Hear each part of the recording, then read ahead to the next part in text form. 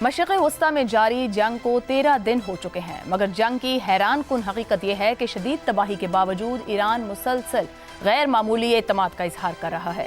امریکی صدر ٹرمپ یہ اعلان کر رہے ہیں کہ ہم ایران کی جنگ جیت چکے ہیں اور اب صرف کام مکمل کرنا باقی ہے، مگر دوسری طرف ایران کی جنگی حکمت عملی اس کے بالکل برعکس تصویر پیش کر رہی ہے۔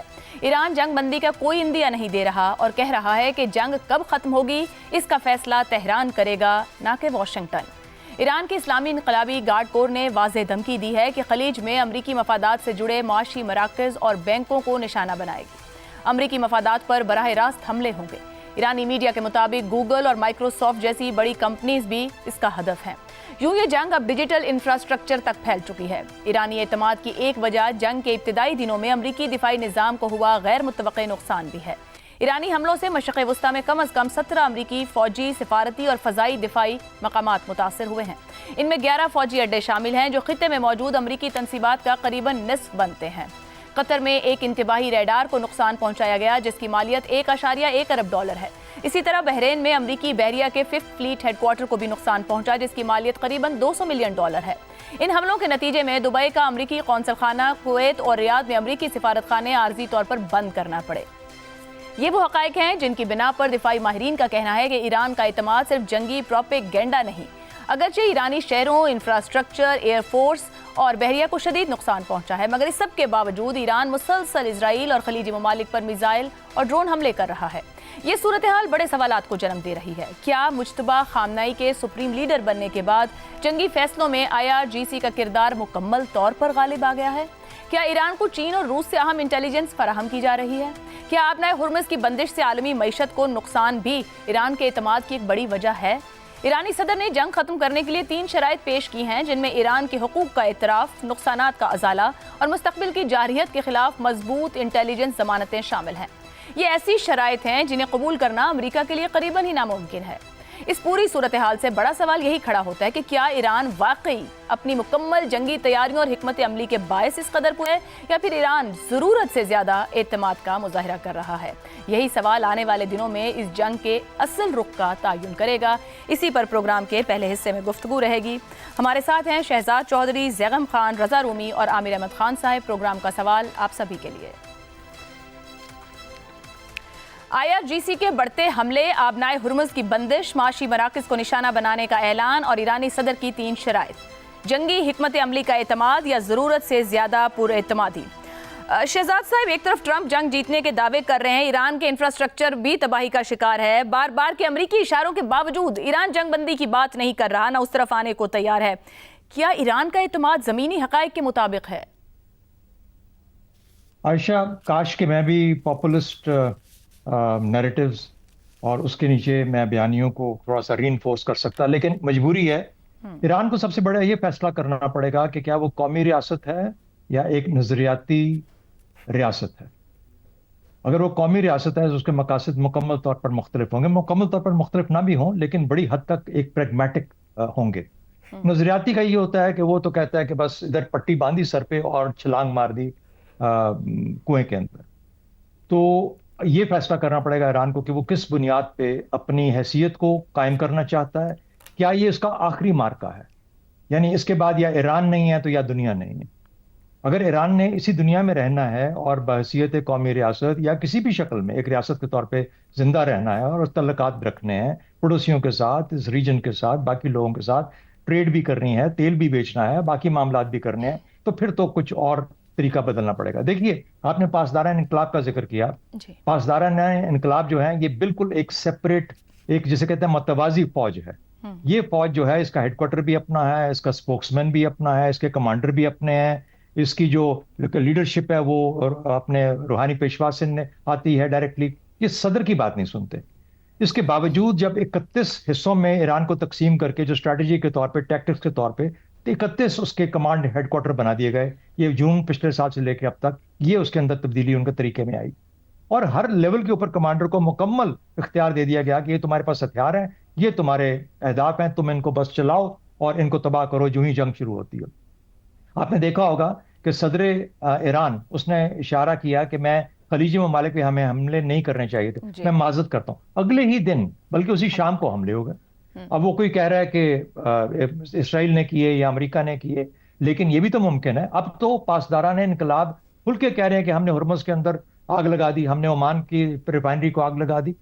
تو یہ اگر پاسداران انقلاب یہ مان رہے ہیں اور یہ سب کچھ کہہ رہے ہیں، اور وہ یہ بھی کہہ رہے ہیں کہ اگر ہم نہیں تو کوئی بھی نہیں، اگر ہم نہیں رہیں گے تو کوئی بھی نہیں رہے گا. وہ یہ بھی کہہ رہے ہیں کہ $200 بیرل کی قیمت کے لیے دنیا تیار ہو جائے. تو یہ تو خودکشی کا رستہ ہے، اور خودکشی کبھی حکمت عملی نہیں ہوا کرتی. تو اس قومی ریاست کے 3 مقاصد ہو سکتے ہیں نا. پہلی بات تو یہ ہے قومی ریاست کے پوائنٹ آف ویو سے کہ دشمن کو حاوی نہ ہونے دیا جائے. ایران نے بہت بہترین اس کے اوپر اپنا عمل دکھایا، اور دشمن کو حاوی نہیں ہونے دیا، اپنا نقصان کم سے کم ہونے دیا جائے. یہاں پر دونوں کے اندر ایک فرق آ جاتا ہے. جو قومی ریاست ہے اس کی سوچ مختلف ہے، وہ معاملات کو درست کرنا چاہتی ہے. پاسداران انقلاب مکمل طور پر ایک اور رستے پہ ہیں، اپنے مفادات کا شہزاد صاحب تھوڑی سی کلیئرٹی دے دیجیے گا معذرت کے ساتھ. جو نئے رہبر آئے ہیں یا آیت اللہ مجتبیٰ، وہ پاسداران کے ساتھ کھڑے ہیں کیونکہ آپ نے ابھی صدر کا ذکر کیا. نہیں، ان کے نیچے ہی ہے، ان کے نیچے ہے پاسداران انقلاب. وہ ڈائریکٹ کمانڈر ہیں پاسداران انقلاب کے، ان کے آرڈرز لیتے ہیں پاسداران انقلاب. لیکن کہنے کا مطلب یہ ہے 31 حصوں میں جب ڈیوائیڈ کیا گیا ایران کو، تو اس کے اندر پاسداران انقلاب کے بھی اپنے حصے تھے، اپنے سیکٹرز تھے. تو وہاں پہ ان کی بھی کمانڈ اتنی ہی بااختیار ہے جتنی آرمی کی ہوگی یا نیوی کی ہوگی کسی اور جگہ کے اندر. لیکن کیا وہ صدر ایران کی بات سننے کے لیے تیار ہیں؟ میرا خیال ہے اس وقت بالکل نہیں ہے. اور بالکل تو مختلف طور پہ آپ نے کبھی ان کے آرمی کے اسپوکسمین کی کبھی کوئی گفتگو سنی ہے؟ نیوی کے آدمی کی کوئی اسپوکسمین کی سنی ہے؟ ایک ہی آدمی آتا ہے جو کہ پاسداران انقلاب کا ہے، جو کہ آ کے آپ دنیا کے ساتھ بات کرتا ہے یا اپنے پیغامات دیتا ہے. تو میرا خیال ہے جو تیسرا نقطہ میں کہہ رہا تھا، اپنے مفادات کا حتی المقدور تحفظ کیا جائے. وہ کیا ہو سکتے ہیں؟ ایران نے قائم رہنا ہے، ایران نے ایک بڑا ملک بننا ہے، ایران کے عوام نے اپنی جگہ کو واپس حاصل کرنا ہے. ان حملوں کے بعد ہم نے دنیا کے ساتھ چلنا ہے. یہ سارے مقاصد ہیں نا. تو آپ خودکشی کے بعد تو پھر ان مقاصد کو حاصل نہیں کر سکتے. تو یہ قومی ریاست کے مقاصد نہیں ہے. اگر آپ کا سوال یہ ہے کہ اچھا خود اعتمادی، نہیں، میں خود اعتمادی سے زیادہ میں سمجھتا ہوں کہ اگر اس طرف آگ لگی ہوئی ہے تو ادھر بھی اسی طرح کی آگ دماغوں کے اندر لگی ہوئی ہے. کوئی سوچ سمجھ کے کوئی کنٹرول نہیں ہے. ہو سکتا ہے مجتبیٰ کا کنٹرول بھی نہ ہو، مجتبیٰ خامنہ ای صاحب کا. پتہ نہیں وہ کدھر ہیں، 4-5 دن ہو گئے ہیں ان کا تو خبر ہی کوئی نہیں آ رہی. زخمی ہونے کس کے کنٹرول میں ہیں یہ لوگ؟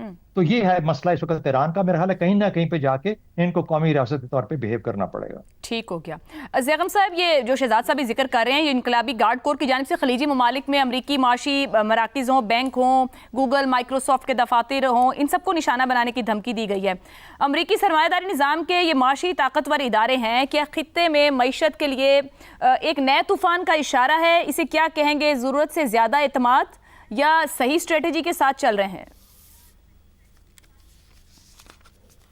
ایران وہ ملنگ ہے جس نے ہاتھ میں اینٹ اٹھا لی ہے اور وہ کہتا ہے کہ میں دنیا کی معیشت کا سر پھوڑ دوں گا.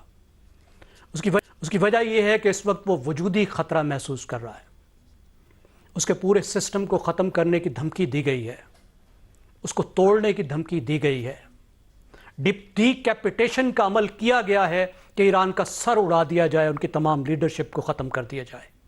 اسی وجہ سے نظام نے اپنے آپ کو ڈی سینٹرلائز کیا ہے. اب ایران نے ریئیکشن میں 2 ایسے کام کیے ہیں جس کی کچھ کی انہوں نے پہلے اشارہ دیا ہوا تھا، کچھ کا نہیں دیا ہوا تھا. انہوں نے ایک تو یہ کیا ہے کہ اس جنگ کو ریجنلائز کر دیا ہے، یعنی جنگ کا جو میدان جنگ تھا اس کو بدل کے رکھ دیا ہے، جغرافیائی طور پر بھی کہ انہوں نے پورے ریجن کو میدان جنگ بنا دیا. لیکن انہوں نے ایک اور کام کیا ہے جو اس سے زیادہ بڑا ہے. وہ یہ ہے کہ انہوں نے میدان جنگ کو جغرافیے سے اٹھا کر معیشت میں ڈال دیا ہے. یعنی دنیا کی معیشت، ریجن کی معیشت بھی اور دنیا کی معیشت بھی اس وقت اس جنگ کا میدان ہے.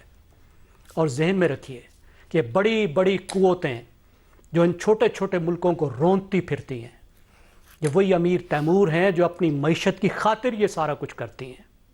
اور ایران نے ان کی معیشت کو داؤ پہ لگا دیا ہے.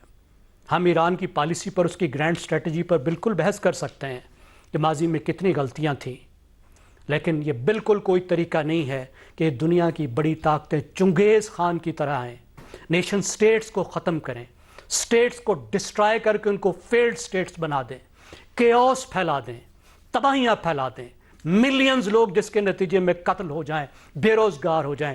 چلتے پھرتے معاشرے جو ہزاروں سالوں کی تہذیب کا محور ہیں، ان کو یہ قوتیں آ کے تباہ و برباد کر دیں اور اس کے بعد کوئی قیمت بھی ان کو نہ دینی پڑے، کوئی کانسیکوینس بھی اس کا نہ ہو.